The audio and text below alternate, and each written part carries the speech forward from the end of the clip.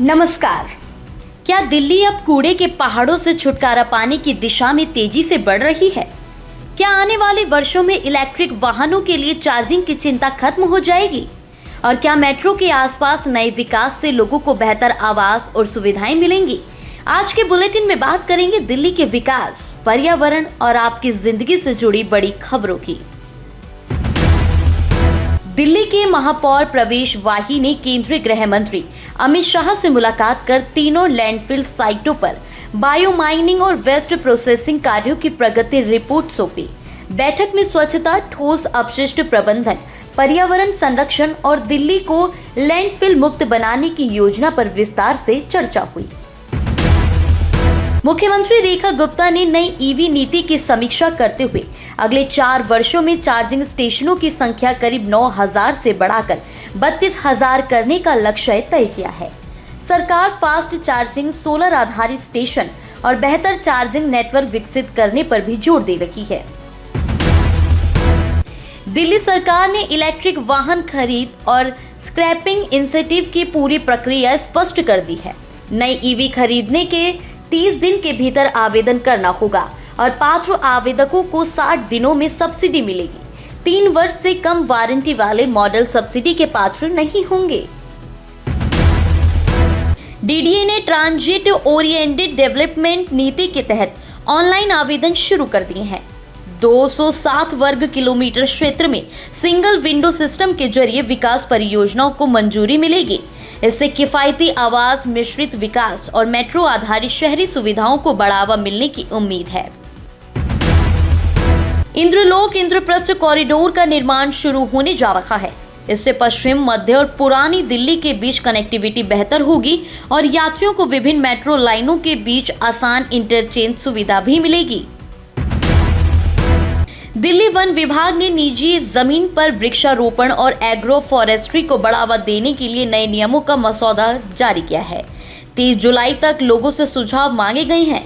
इससे हरित क्षेत्र बढ़ाने और पर्यावरण संरक्षण को मजबूती मिलने की उम्मीद है। मौसम विभाग ने 13 जुलाई तक हल्की बारिश की संभावना जताई है। अगले 2 दिनों के लिए येलो अलर्ट भी जारी किया गया है। बारिश से तापमान में गिरावट और उमस से राहत मिलने की उम्मीद है।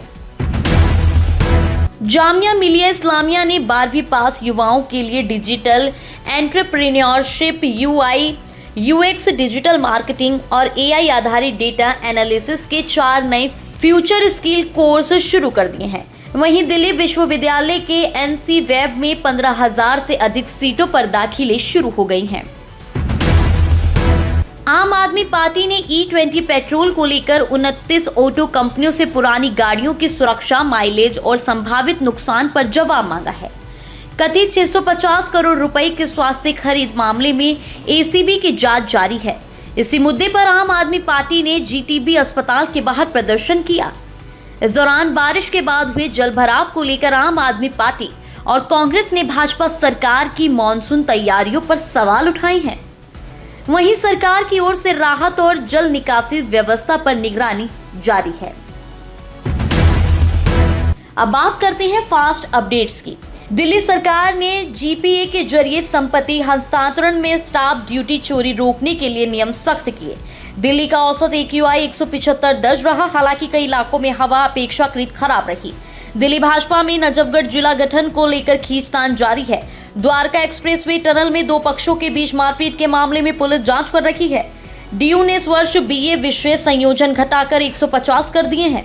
उपराज्यपाल चरणजीत सिंह संधू और केंद्रीय मंत्री पीयूष गोयल ने दिल्ली में निवेश और कारोबार बढ़ाने पर चर्चा की। अदालत ने स्कूलों के आसपास तंबाकू उत्पादों की बिक्री पर रोक लगाने के निर्देश दिए। आज की सबसे बड़ी बात यही है कि दिल्ली में पर्यावरण, इलेक्ट्रिक मोबिलिटी, मेट्रो विस्तार और शहरी विकास से जुड़ी कई सकारात्मक पहले एक साथ आगे बढ़ते दिख रही हैं। अब देखना होगा कि इन योजनाओं का लाभ लोगों तक कितनी तेजी से पहुंचता है। ऐसे ही दिल्ली की भरोसेमंद और असरदार खबरों के लिए हमारे साथ जुड़े रहिए। नमस्कार।